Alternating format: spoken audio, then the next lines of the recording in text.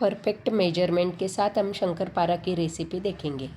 एक पतीले में 1 कटोरी शक्कर, 1 कटोरी घी, 1.5 कटोरी दूध और शक्कर मेल्ट होने तक हम चलाएंगे। अगर आपको मेरी रेसिपी पसंद आती है तो please like, share and subscribe करना ना भूलें। बड़े बर्तन में निकालेंगे। थोड़ा गुनगुना हो गया है, उसमें 6 कटोरी मैदा और अच्छे से हम मिक्स कर लेंगे। सॉफ्ट डो तैयार कर लेंगे और हम एक लोई लेंगे और उसे थोड़ा सा मोटा बेलेंगे और एकदम बारीक कट करेंगे। इसी तरह से हमने एकदम बारीक कट लगा लिया है। अभी तेल गरम हो गया है। हम धीमी आंच पे हम शंकरपारा फ्राई करेंगे, अंदर से भी वो क्रिस्पी बने।